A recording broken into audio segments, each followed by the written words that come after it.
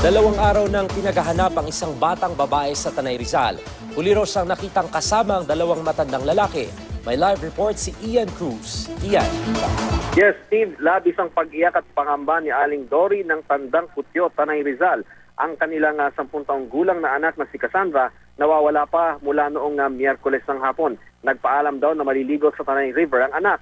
Hindi nila pinayagan pero nang matulog siya bandang 1:00 ng hapon ay doon na raw naligo ang bata. Volleyball shorts na violet at pula at puting stripes na damit ang suot ng bata. Sanay daw ang bata na lumangoy. Mababaw lang daw ang ilog.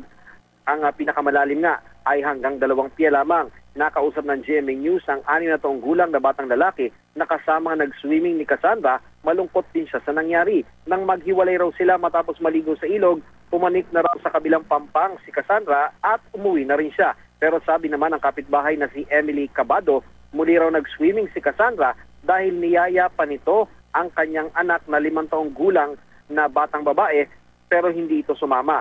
Tila na trauma raw ang bata at ang tanging nasasabi lang daw ay may 2 matandang lalaki na nakita niyang huling kasama si Cassandra. Hindi na raw nagkwento pa ang anak. Nanawagan naman ang ina ni Cassandra sa maaari nakakita sa anak na ibalik na ang kanyang panganay. Ang mga taga-barangay nakaabot na raw hanggang sa karatig na Barangay Wawa sa gilid ng Laguna de Bay sa paghahanap nga kay Cassandra pero hindi pa rin nakikita ang bata, Steve.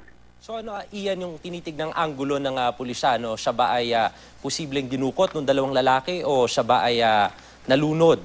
Wag naman sana dun sa pinaliguan niyang ilog.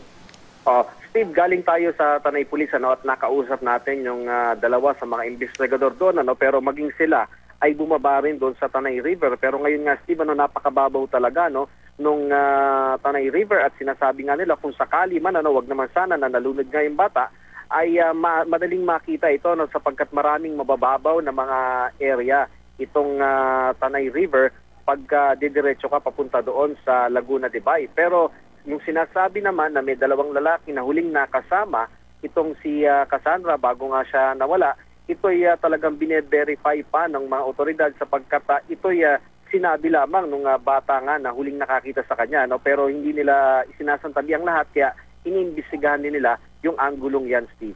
In short, wala pa rin pagkakakilanlan Ian yung 2 lalaki na sinasabing posibleng huling nakasama nitong nawawalang bata.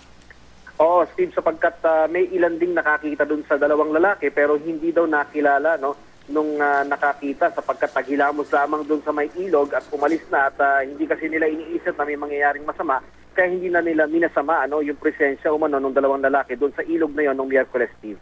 Alright, maraming salamat, Ian Cruz.